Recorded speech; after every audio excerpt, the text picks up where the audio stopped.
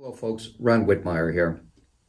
Today we want to talk about the third leading cause of construction worker fatalities in the US, and that is electrocution. Picture this. There's two construction workers moving an aluminum ladder on a job site, but what they don't know is behind some trees they're working near are some power lines. The ladder contacts the power lines, and one worker dies and the other worker is severely burned.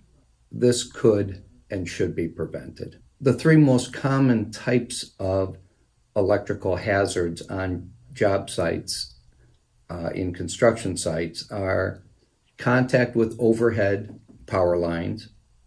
Number two, contact with energized sources of electricity like damaged or bare wires.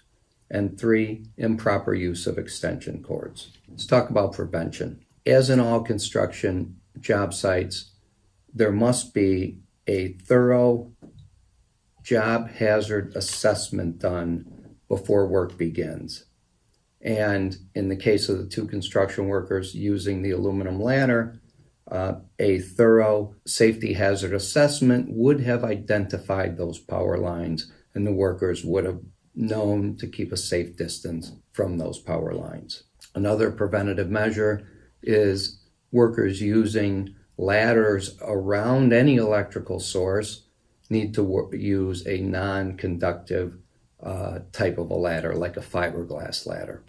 For some reason, some people don't realize that aluminum ladders do conduct electricity. People sometimes think that the rubber coatings or the coatings around power lines prevent electrocution. They don't. Those are primarily weather protection, and they do not prevent the travel of electricity through those coatings.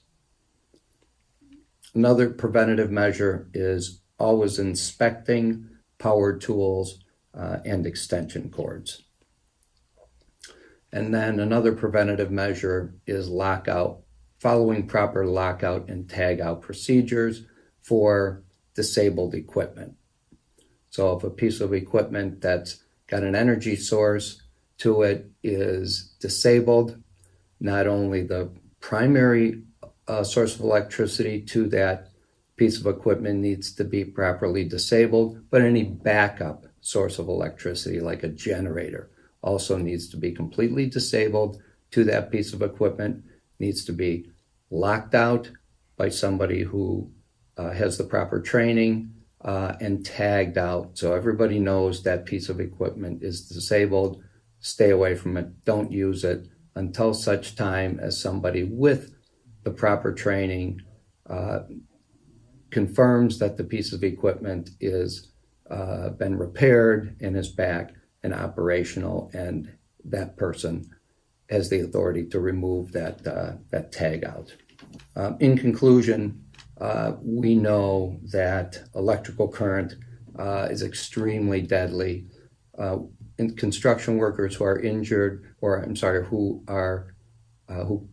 come in contact with electricity at construction sites, 9 out of 10 of those incidents result in a fatality, not just an injury.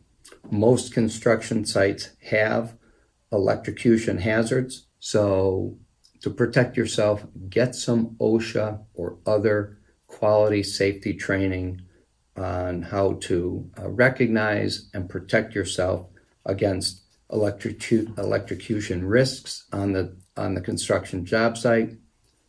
If you'd like to discuss any of this further, feel free to shoot me an email.